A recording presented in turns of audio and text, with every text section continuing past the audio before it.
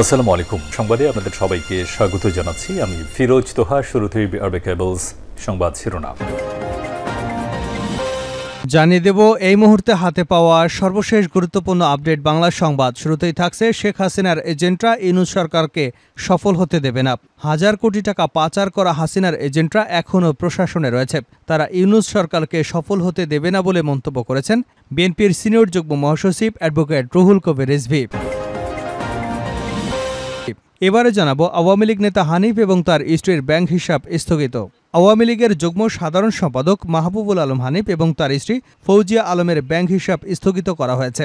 একই সঙ্গে তাদের স্বার্থ সংশ্লিষ্ট ব্যক্তি যেমন পুত্র, কন্যা বা অন্যান্য এবং তাদের ব্যক্তি মালিকানাধীন প্রতিষ্ঠানের ব্যাংক হিসাবও স্থগিত রাখার নির্দেশনা দেওয়া হয়েছে। জানাবো 5 দিনের রেমিটেন্স এলো 5,096 কোটি টাকা। অক্টোবর মাসের প্রথম 5 দিনে দেশে প্রবাসী আয় বা রেমিটেন্স এসেছে 42 কোটি 50 লাখ ডলার। এই হিসেবে প্রতিদিন গড়ে দেশে এসেছে 8 কোটি 5 লাখ ডলার রেমিটেন্স, যা বাংলাদেশি মুদ্রায় 5,096 কোটি টাকা। এদিকে গণতন্ত্রের দোহাই দিয়ে আমেরিকা বিভিন্ন দেশে অশান্তি লাগিয়ে রেখেছে।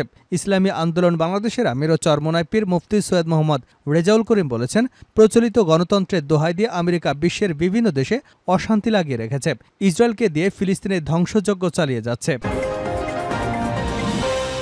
জানিয়ে দেব দুর্গাপূজা নিরাপত্তার কোনো ঝুঁকি নেই স্বরাষ্ট্র উপদেষ্টা। দুর্গাপূজায় এবার নিরাপত্তা বিষয়ক কোনো ঝুঁকি নেই বলে জানিয়েছেন স্বরাষ্ট্র উপদেষ্টা অবসরপ্রাপ্ত লেফটেন্যান্ট জেনারেল মোহাম্মদ জাহাঙ্গীর আলম চৌধুরী। ফলে নির্বিঘ্নে এবং শান্তিপূর্ণভাবে পূজা অনুষ্ঠিত হবে বলে আশা প্রকাশ করেছেন তিনি।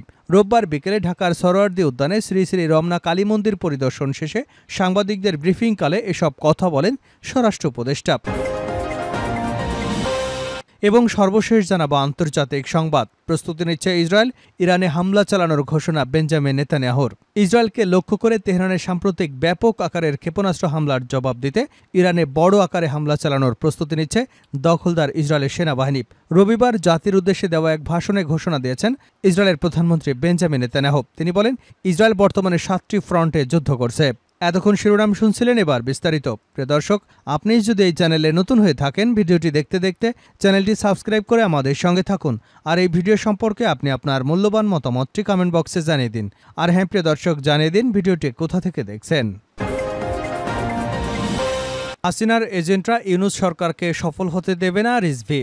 হাজার কোটি টাকা পাচার করা হাসিনার এজেন্টরা এখনও প্রশাসনে রয়েছে, তারা ইউনূস সরকারকে সফল হতে দেবে না বলে মন্তব্য করেছেন বিএনপির সিনিয়র যুগ্ম মহাসচিব রুহুল কবির রিজভী।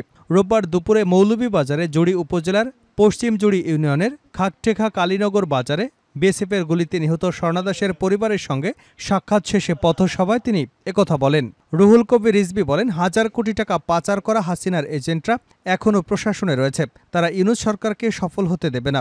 বর্তমান যিনি পররাষ্ট্র মন্ত্রণালয়ের সচিব, তিনি কাতারে রাষ্ট্রদূত ছিলেন। তিনি তখন যারা বিএনপি করত তাদের পাসপোর্ট রিনিউ করতেন না।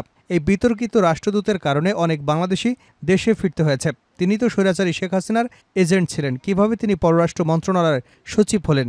এদের মতো স্বৈরাচারী সরকারের এজেন্টরা প্রতিনিয়ত বিতর্কিত করবে। তিনি বলেন, স্বৈরাচার শেখ হাসিনা পতনের পর সীমান্তে লাশের সংখ্যা বেড়েই চলেছে। ভারতের হাতে বানানো তাদের গোলাম শেখ হাসিনা দেশ ছেড়ে পালিয়েছে, তাই ভারতীয় সীমান্তরক্ষী বাহিনী আরও আক্রমণাত্মক হয়েছে।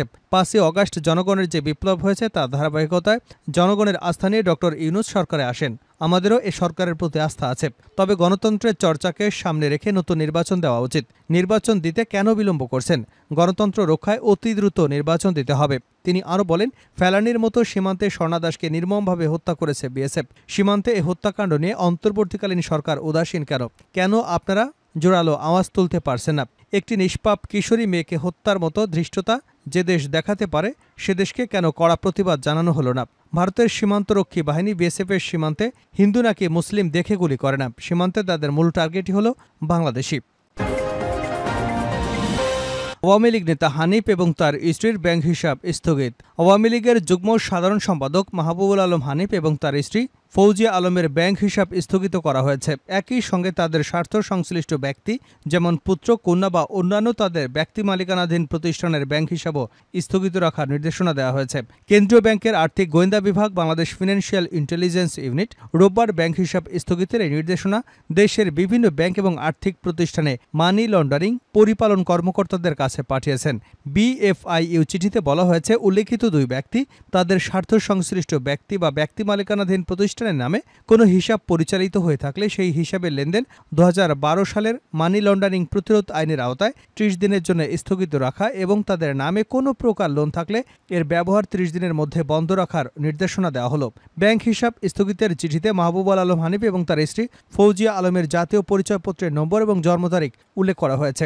মাহবুবুল আলম হানিফ, ফৌজিয়া আলম তাদের স্বার্থ সংশ্লিষ্ট ব্যক্তি ও ব্যক্তি মালিকানাধীন প্রতিষ্ঠানের ব্যাংক হিসাবে লেনদেন স্থগিতের পাশাপাশি তাদের সব হিসাব সংশ্লিষ্ট তথ্য বা দলিল যেমন হিসাব খোলার ফর্ম, কেওয়াইসি, লেনদেনের বিবরণী বিএফআইইউ এর কাছে পাঠাতে বলা হয়েছে। আজ দিনে রেমিটেন্স এলো ৫,০৯৬ কোটি টাকা। অক্টোবর মাসের প্রথম 5 দিনে দেশে প্রবাসী আয় বা রেমিটেন্স এসেছে ৪২ কোটি ৫০ লাখ ডলার। এই হিসেবে প্রতিদিন গড়ে দেশে এসেছে ৮ কোটি ৫ লাখ ডলার রেমিটেন্স, যা বাংলাদেশি মুদ্রায় ডলারের রেট ১২০ টাকা ধরে ৫,০৯৬ কোটি টাকা। উল্লেখ্য, সেপ্টেম্বরে একই সময় দেশে এসেছিল ৪১ কোটি ৭৫ লাখ ডলার। সেই হিসেবে চলতি মাসে বেড়েছে প্রবাসীদের রেমিটেন্স প্রবাহ। রোববার এ তথ্য জানিয়েছে বাংলাদেশ ব্যাংক। প্রবাসী বাংলাদেশিদের জন্য সর্ববৃহৎ শ্রম বাজার হল সৌদি আরব। মধ্যপ্রাচ্যের এই দেশটি থেকেই সর্বোচ্চ রেমিটেন্স আসত একটি সময়, কিন্তু গত 2 বছরেরও বেশি প্রবাসী আয় আসছে সংযুক্ত আরব আমিরাত থেকে। রেমিটেন্স আসার ক্ষেত্রে এই মুহূর্তে দ্বিতীয় স্থানে রয়েছে যুক্তরাষ্ট্র, আর সৌদি আরব থেকে আসছে তৃতীয় সর্বোচ্চ। গণতন্ত্রের দোহাই দিয়ে আমেরিকা বিভিন্ন দেশে অশান্তি লাগিয়ে রেখেছে। ইসলামী আন্দোলন বাংলাদেশের আমির ও চরমনাই পীর মুফতি সৈয়দ মোহাম্মদ রেজাউল করিম বলেছেন, প্রচলিত গণতন্ত্রের দোহাই দিয়ে আমেরিকা বিশ্বের বিভিন্ন দেশে অশান্তি লাগিয়ে রেখেছে। ইসরায়েলকে দিয়ে ফিলিস্তিনে ধ্বংসযজ্ঞ চালাচ্ছে। রোববার বিকেলে কুমিল্লার চান্দিনা উপজেলা সদরের মোকামবাড়ি শাহী ঈদগাহ মাঠে এক গণসমাবেশে প্রধান অতিথির বক্তৃতায় তিনি এসব কথা বলেন।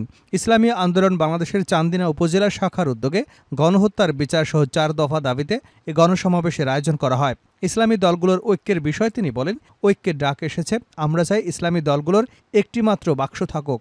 সবাই ঐক্যবদ্ধ হয়ে ইসলামের শাসন কায়েম করতে হবে। তিনি আরও বলেন, ভারতের মুসলমানরা তাদের ধর্মীয় নিয়মকানুন পালন করতে পারে না। বিজাতীয়রা বিশ্ব দরবারে ইসলামকে এমনভাবে উপস্থাপন করেছে যে মানুষ ইসলামের কথা শুনলে ভয় পায়। আসলে ইসলাম শান্তির ধর্ম, ভয়ের জিনিস নয়। ইসলাম চোরের হাত কাটার নিয়ম রেখেছে, তবে ব্যাখ্যাটা জানতে হবে। চোর 2 প্রকার, অভাবী চোর এবং স্বভাবী চোর। ক্ষুধার জ্বালায় অভাবীরা চুরি করলে তাকে ক্ষমা করা যায়, কিন্তু আমাদের দেশের বড় বড় রাজনীতিবিদ আমলারা হচ্ছে স্বভাবী চোর। তারা হাজার হাজার কোটি টাকা চুরি করে বিদেশে পাচার করেছে। তাদের কয়েকজনের হাত কেটে দিলে অন্যরা সাবধান হয়ে যাবে। গত 5 আগস্ট এ বিষয়ে তিনি বলেন, ছাত্র জনতার আন্দোলনে কত মায়ের বুক খালি হলো, কত মেধাবী জীবন দিল। আরেকদিকে একদল লোক লুটপাটে ব্যস্ত হয়ে পড়ল। তাদের বিরুদ্ধেও ব্যবস্থা নিতে হবে। শেষ করছি আন্তর্জাতিক সংবাদ দিয়ে। ইরানে হামলা চালানোর ঘোষণা নেতানিয়াহুর। ইরানে হামলা চালানোর ঘোষণা দিয়েছে ইসরায়েলের প্রধানমন্ত্রী বেঞ্জামিন নেতানিয়াহু। ইসরায়েলকে লক্ষ্য করে তেহরানের সাম্প্রতিক ব্যাপক আকারে ক্ষেপণাস্ত্র হামলার জবাব দিতে ইরানে বড় হামলা চালানোর প্রস্তুতি নিচ্ছে দখলদার ইসরায়েলের সেনাবাহিনী। রবিবার জাতির উদ্দেশ্যে দেওয়া এক ভাষণে এ ঘোষণা দিয়েছেন ইসরায়েলের প্রধানমন্ত্রী বেঞ্জামিন নেতানিয়াহু। নেতানিয়াহু বলেছেন, ইসরায়েল বর্তমানে 7টি ফ্রন্টে যুদ্ধ করছে। রবিবার এক ভিডিও বার্তায় তিনি বলেন, ইসরায়েল শত্রুদের বিরুদ্ধে 7টি ফ্রন্টে নিজেদের রক্ষা করছে। এই 7টি ফ্রন্টের মধ্যে রয়েছে উত্তর সীমান্তে ইরান সমর্থিত হিজবুল্লাহ, গাজায় হামাস, ইয়েমেনে হুতি বিদ্রোহীরা, পশ্চিম তীরে সশস্ত্র গোষ্ঠী এবং ইরাক ও সিরিয়ার শিয়া মিলিশিয়ারা। খবর সিএনএনের। নেতানিয়াহু বলেন, সম্প্রতি ইরান ইসরায়েলে যে মাত্রার ক্ষেপণাস্ত্র হামলা চালিয়েছে, বিশ্বের অন্য কোনো দেশ তাদের ভূখণ্ড এবং জনগণের উপর এই মাত্রার হামলা বরদাস্ত করবে না। ইসরায়েলও করবে না। নিজের ভূখণ্ড এবং নাগরিকদের রক্ষা করা শুধু অধিকারই নয়, এটি ইসরায়েলের দায়িত্ব। ইসরায়েল সেই দায়িত্ব নিশ্চিতভাবেই পালন করবে। ইরানের সমর্থন এবং মদতপুষ্ট সশস্ত্র ইসলামী গোষ্ঠী হিজবুল্লাহকে দমনে গত 30 তারিখ থেকে লেবাননে হামলা শুরু করে ইসরায়েলের স্থলবাহিনী। এই হামলা শুরুর 24 ঘন্টার মধ্যে 1 অক্টোবর সন্ধ্যার পর থেকেই ইসরায়েলের বিভিন্ন স্থাপনা লক্ষ্য করে একের পর এক ব্যালিস্টিক ক্ষেপণাস্ত্র ছোড়া শুরু করে ইরানের সেনাবাহিনীর এলিট শাখা ইসলামিক রেভলিউশনারি গার্ড কর্পস। সেদিন সন্ধ্যার পর থেকে 2 অক্টোবর ভোর পর্যন্ত প্রায় 200 ক্ষেপণাস্ত্র ছুড়েছে আইআরজিসি। অধিকাংশ ক্ষেপণাস্ত্রই অবশ্য ক্ষেপণাস্ত্র সুরক্ষা ব্যবস্থার মাধ্যমে লক্ষ্যে আঘাত হানার আগেই ধ্বংস করে দিতে পেরেছে ইসরায়েলি প্রতিরক্ষা বাহিনী।